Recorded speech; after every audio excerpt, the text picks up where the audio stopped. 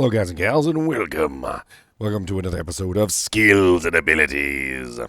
Today, we're going to be looking at a very interesting skill and ability, and I'm starting, not from the beginning, but we're going to be looking at Consume. Consume is a really interesting ability because it basically allows you to get a effect from a monster. And there are a lot of monsters that you can potentially get the effects from. The first step in getting an effect, however, is to bind a demon. So you have to have a demon to get the effect from.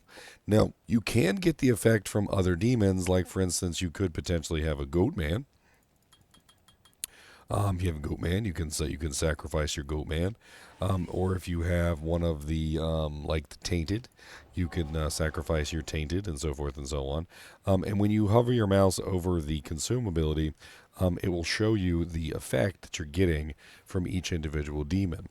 And there's a lot of really interesting effects, and I'm going to go over the details of how this ability works and how you can get the most out of it, and also why you should probably everybody should probably be using this ability because it's kind of insane. So the first thing we're going to do is we're going to go over the actual consume ability itself, and we're going to talk about how the consume ability works.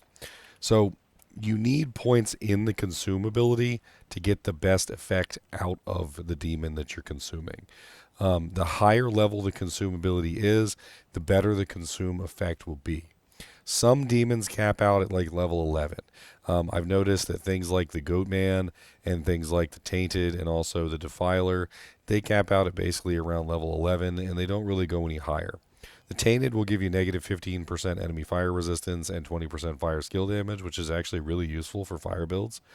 The Goat Man will give you 5% crushing blow and 195% enhanced damage, but it will also increase the crushing blow if you have Death Mark. So if you increase Death Mark, it will give you 1% crushing blow as a synergy per point. And when you do that, it will actually increase the amount of crushing blow that you can consume from him. So just as an example, I dumped my remaining points into Deathmark, and you'll see that the Goatman crushing blow has gone up to 10%. It has a maximum of 25% because it's 5% base and 20% from the Goatman. So the Goatman makes a really good option for a physical consume. The Tainted makes a really good option for a fire consume. And let's go ahead and de-summon the Tainted real quick. And we're going to summon the Defiler. And the Defiler, it makes a really good consume for its magic resistance. So negative 10% enemy magic resistance and 20% magic skill damage. Now, these are just the basic ones that anybody can summon. And if you have one of the basic ones that anyone can summon, you can just use these at any time. But what I wanted to know is I wanted to go through the game and I wanted to kind of check out all the demons and see what kind of effects I could get from random demons around the world. And I basically went to every single regular T type of demon. Now, I don't know because I haven't checked every single demon class in the game, but every class of demon that I tried was really rather generic. They had very simple buffs like plus, 90% fire res or something stupid like that. Didn't really have anything worthwhile. So one of the things that I did do is I went and checked all of the super uniques. So this is one of the super uniques. This is Listister the Tormentor, and he can be bound with the Bind Demon ability. So the Bind Demon ability is used in conjunction with the Consume ability because other than the ones that you can summon, you can also go out into the wild and just simply bind random demons. I have checked this, and you cannot bind anything that's considered like a boss or like a mini boss. So Diablo is off limits, and you can't bind things like the Countess or the Blood Raven and so forth and so on. But anything that is just a super unique, like a regular super unique, is on the table. And it does have to be a demon, so unfortunately that does eliminate a large number of the super uniques. But as you can clearly see, I have Listister the Tormentor right here. Listister the Tormentor is my current demon, and he is pretty beast. If you want to use him as a bind demon, he actually does work very well for that, but he also can be consumed. And if you consume him, you get some pretty nasty bonuses. As you can see, I'm sure you're probably reading it, the consume ability gives me 325% off weapon enhancement, physical damage reduced by 25%, and level 15 meditation aura. Yeah, you heard that right. Level 15 meditation aura. And that means that we eat him and we get the buff for 720 seconds. And so now we have exactly what it said that we have. So we have a level, the level 15 meditation aura is on us for 720 seconds. We also have the physical damage reduction, and we're also getting the, although that seems bugged, by the way. Look at that. 200 and damage reduced by 290%. I think there's something wrong there. And magic resistance 255%. Wait. Hold on. No, that's right. I'm wearing the Tyrael's armor, my bad. I have a testing armor. This is my testing armor, by the way, guys. It's specifically used for making it so I can stand there in like tough conditions and I can just sit there and do stuff. Again, there we go. So 35%, there we go. So we got our 35%, and we also have our off-weapon enhancement, which is increasing our physical damage. Now, you would have to go through the game and you would have to test every single one, okay? And if you do go through the process of testing every single one, you can find out what they all do. But why bother? I did it for you, okay? So I went through the process of testing all of these, and I also figured out exactly what levels you need to like max these guys out. In general, from what I have been able to see, the maximum level for consume to get the maximum benefit is level 35. So you want level 35 to get the maximum benefit. That's why I have this armor on, by the way, so I can hit level 35. So at level 35, you get the maximum benefit from whatever consume target that you're actually getting. And this gives you some interesting bonuses. Now the benefit goes up, it seems to be by 1% per point in the ability. Soft points do count. And you can continue to increase the amount of percentage that you get from a monster. As an example, let me just bring up a random monster here. And we're going to look at Ventar the Unholy. So Ventar the Unholy gives us negative 50% enemy fire resistance, 10% maximum fire resistance, and fire resistance plus 125%. If you lose one level, it goes down by 1% of the negative enemy fire resistance from 50 to 49, and so forth and so on. And the fire resistance goes down a little bit as well. So every level that you're not up to the par, you lose a little bit out of it.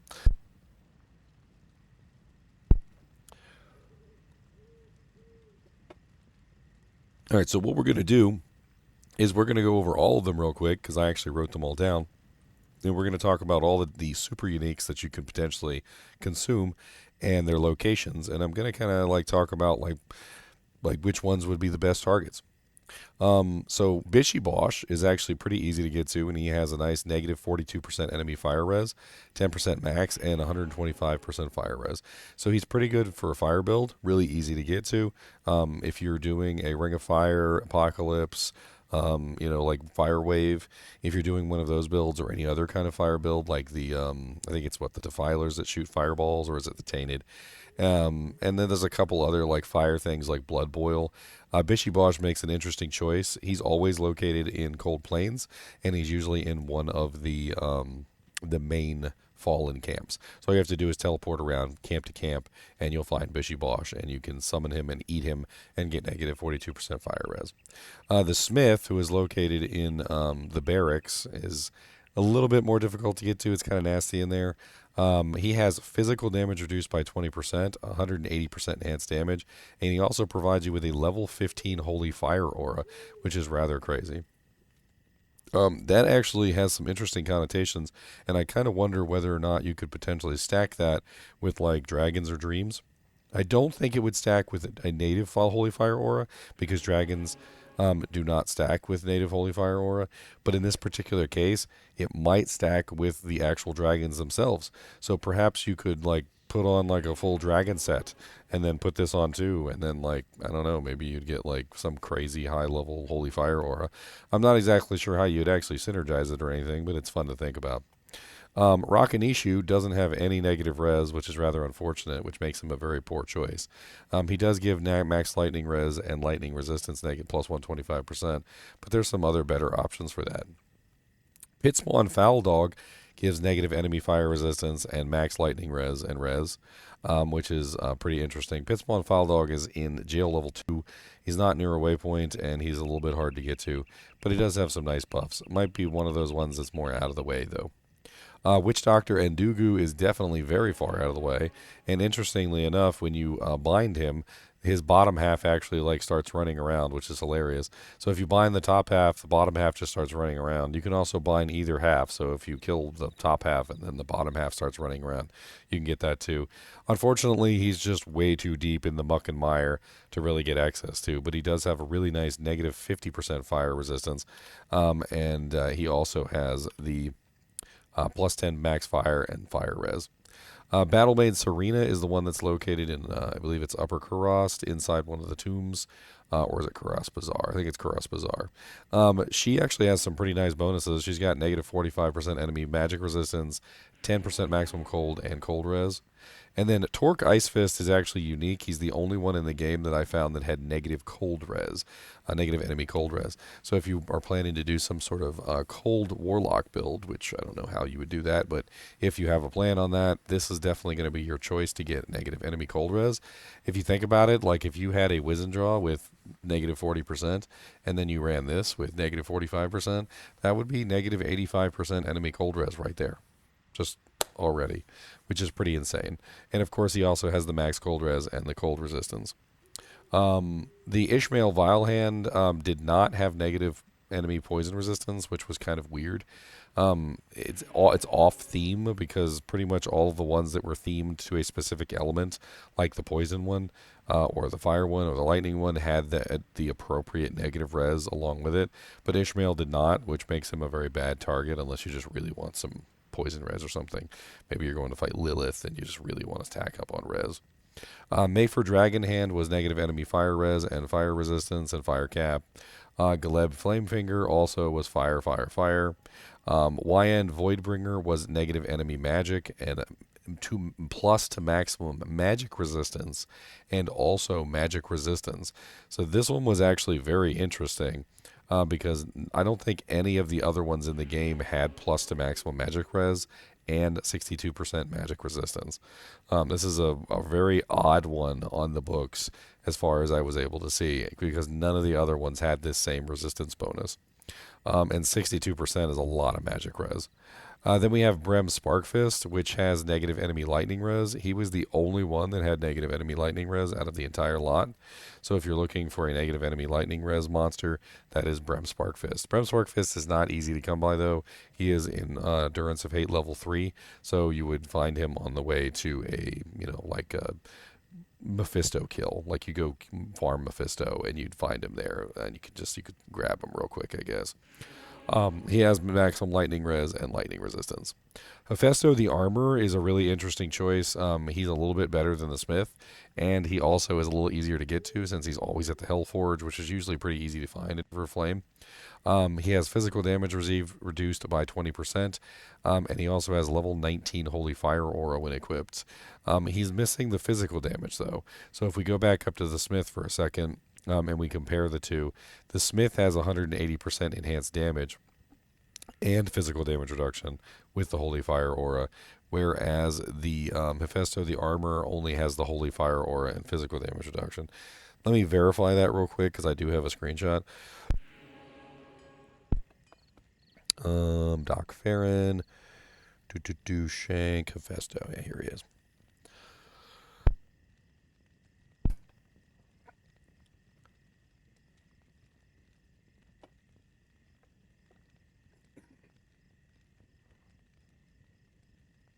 Sorry, my throat's been bothering me. Infector of Souls was fire, fire, fire. Shank the Overseer was an interesting one because he actually gives negative enemy magic resistance, which is probably the easiest to access negative enemy magic resistance that you can get. But actually, surprisingly, and it's a horrible way to spell enemy. People are going to be making fun of my spelling for like days. You know what? Who cares? Never. I'm gonna type in fiend. So Shank the Overseer has a decent amount of negative enemy magic resistance, but Sharptooth the Slayer has negative enemy magic resistance too, and he's just north of Shank the Overseer. If you guys are unaware where Sharptooth the Slayer is, Sharptooth Slayer is literally just a little ways north of the normal, like farming spot. So like I can just show you real quick. So if you go to Frigid Highlands, and normally you would go south, obviously, or southeast or whatever to get to Shank. Instead, you just go northeast, and you're just going to run past Eldritch. And of course, I could teleport there; would be easier. And you're going to look for the first cluster of buildings. And once you find the first cluster of buildings, you're going to run along until you find the barbarians. And usually, at one of the barbarian pits, you will find Sharptooth Slayer. He's always here at one of the barbarian pits, right next to the waypoint, which makes him an easy option as well. So you can get negative enemy magic resistance very easily from either Shank or Sharptooth Slayer, which is a good combination. So if you're running any of the magic builds, like for instance running some of the Eldritch stuff, like Eldritch Blast, which is magic damage, or a Hexbane, which is magic damage, or you're running some of the Abyss stuff, which is magic damage, those are going to be good options for you. Then we've got Kalenzo the Annihilator, which is obviously one of the Bale Waves. He's fire, fire, fire. We've got Ventar the Unholy, which is also fire, fire, fire. So if you're a fire character and you're doing farming Bale Waves, looks like you have two easy options there to farm for some negative enemy fire resistance while you're doing your Bale runs. So you can just like eat Kalenzo at the beginning of the Bale Waves, and then you can have your negative at 50% enemy fire res throughout the whole rest of the Bale Wave, and then when you're killing Bale.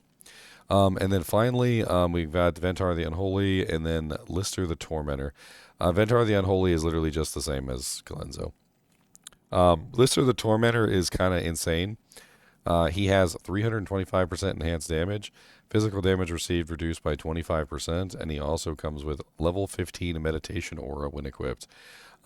His buff is probably one of the most ridiculous buffs, but it's also kind of offset by the fact that he's actually kind of difficult to get to. So when you actually think about it, him having such a crazy buff is actually sort of not that bad when you consider that you have to teleport all the way to Throne of Dark, the Throne of Destruction. You've got to do Bale Wave 1, Kalenzo, Bale Wave 2, the Horadrim, Bale Wave 3, Bartuk the Bloody, Bale Wave 4, Ventar the Unholy, and then Bale Wave 5, and then finally you get access to him to consume him. So like in general with Lister's Torment buff, he is really good. He's probably the best buff in the lot, but he's also the hardest to get to in terms of like how long it takes to get there, and like by the time you're done, you've already done most of the content. Like you already finished your whole Bale, basically your whole Bale run by the time Lister spawns. So I guess you would grab him and then maybe do something else in the game. The interesting thing about the bind demon skill is that it does follow you between games. So if you are trying to bind a demon, for instance, you can obviously take it with you to the next game.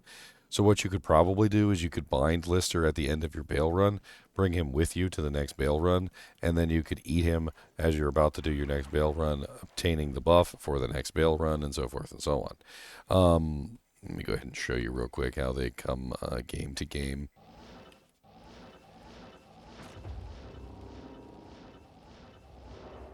Womp, womp, womp, womp, womp. Where's the demon when you need one?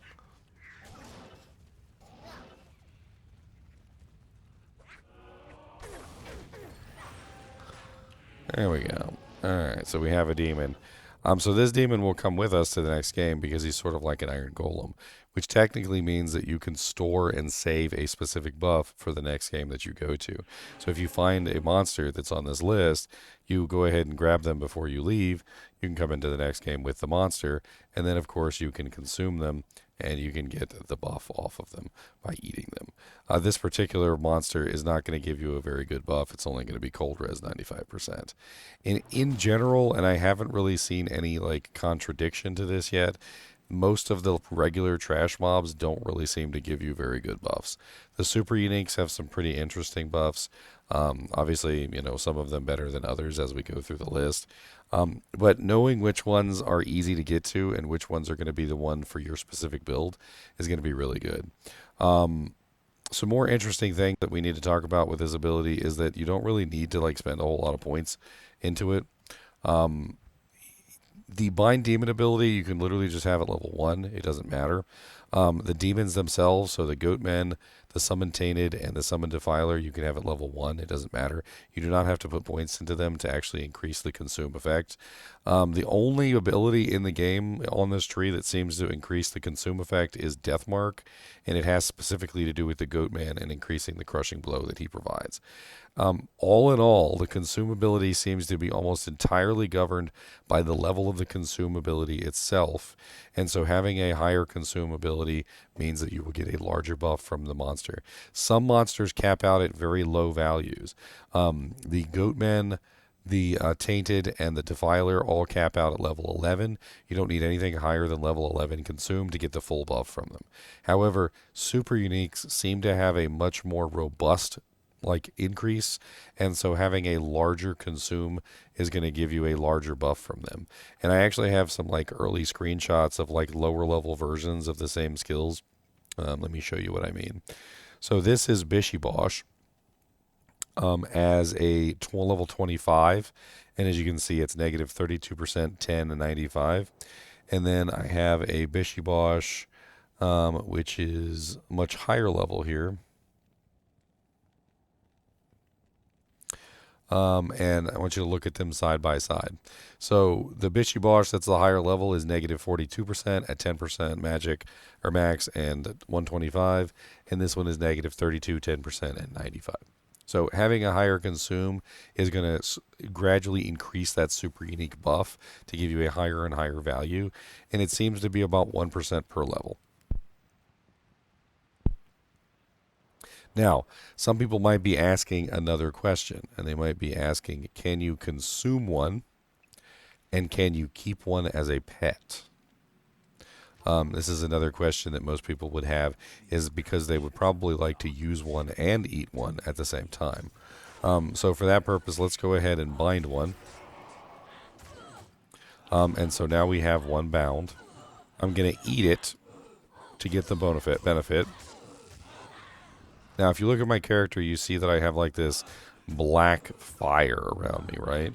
This indicates that I have consumed a target, all right? So once I've consumed a target, I have this little thing around me. Now, if you summon another demon, for instance, and you were to, say, for instance, summon a Tainted, you'll notice that I can have the Tainted up and the consumption at the same time. My maximum number of summons currently is 3. It's 2 right now, because I guess I respec. So I can only have 2. If I try to summon another demon, you'll notice that the buff goes away. The buff itself counts as a demon. So it counts as one of your summons. And if you have the buff running, you will not have that particular slot available. So if your maximum number of summons is 3, and you have 2 demons out, you can have the buff and 2 demons, or you can have 3 demons and no buff. Now, when it comes to the bound demons specifically, let's play with that idea as well, right? So if I consume one of the baby demons, and then go bind an additional demon,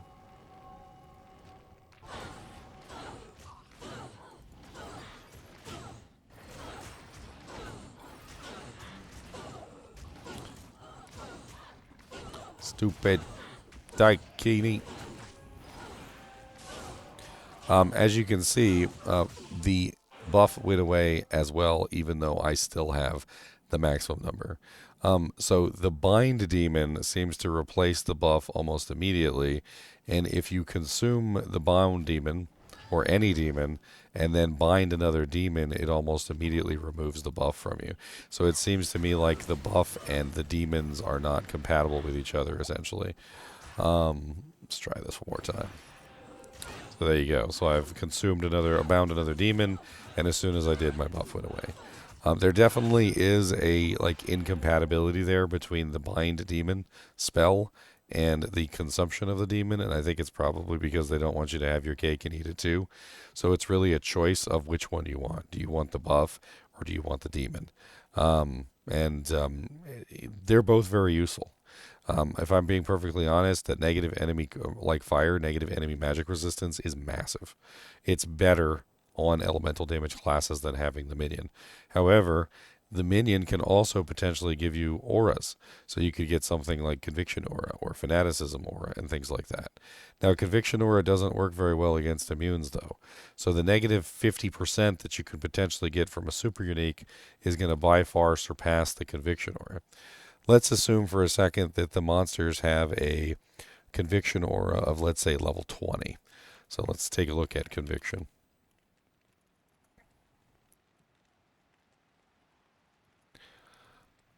And we're going to do some math here real quick. So if you come across a monster that's immune to you, Conviction Aura gets divided by 1/5. Assuming that the monster has a conviction of 20, let's be generous, and let's give them a conviction of 20. That means that they have negative 120% resistance. Divided by 5, which it gives us our 1/5 value, means that they would giving you 24% negative res. Which essentially means that when compared to these monsters that can give you a massive amount like 50% negative res, that's insane. So the Conviction Aura loses in this regard because it's not going to give you as much negative res as the monster is when you consume it. The other thing is that Conviction Aura, of course, does not apply to magic resistance. So if you're running a magic build, things like consuming Battle Maid Sarina, Shank the Overseer, or Sharptooth Slayer that give negative enemy magic resistance are going to be far superior to the other options. It's definitely a very interesting ability, and it's one of those abilities that I think could make it into any build. You can pretty much just 1-point wonder the entire lot, and you can just consume for the free buff and move on. And this basically means that if you grab like 1-point Goatman, 1-point Demonic Mastery, 1-point Blood Oath, 1-point Consume, you could summon the Goatman and then eat him. And then you have a free buff at any time. You could also go down to Blind Demon, but of course that's going to cost you more points. It's definitely very interesting, and for a minimal, basically a minimal amount of points, like 1, 2, 3, 4, 5, 6, 7. So for 7 points, you have a plethora of options available to you to essentially like bind demons. Actually, no, it's more than 7, isn't it? Because you got to do these as well. So 8, 9, 10. So it would have to be 10 points if you wanted to get bind demon. Might be one of those ones that would be really great as a point saver, by the way. So if you could get that on a book or something so you don't have to go all the way down to it. But being able to bind demons would give you the ability to just kind of pick and choose what kind of buffs you wanted. And even that, like even if you don't want to go down to the bind demon, the Goatman, the Tainted, and the Defiler offer some really interesting options for free buffs. The Defiler obviously offering the negative magic resistance and the plus magic skill damage. The Tainted offering the negative fire res, enemy fire res, and the plus fire skill damage. And the Goatman offering increased physical damage as well as a little bit of crushing blow, which is actually pretty decent for, depending on which one you're doing. That's 4 points for the Goatman, 5 points for the Tainted, and 6 points for the Defiler. So all in all, a really interesting ability that could work its way into any build, literally any build. Because if you're running the Ring of Fire, Flame Wave, Apocalypse, even just eating the Tainted is going to give you a huge boost in damage.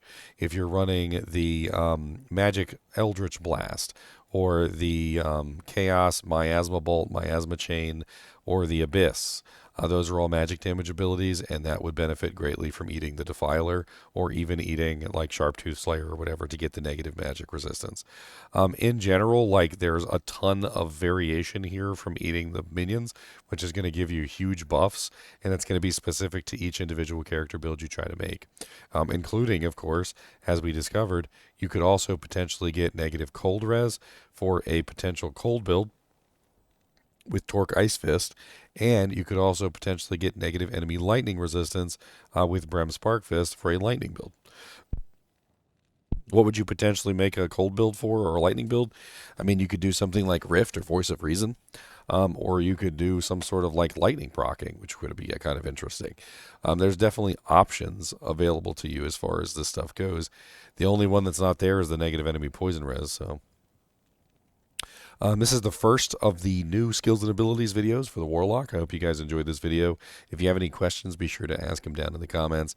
As always, hit that like button and subscribe button, and keep watching.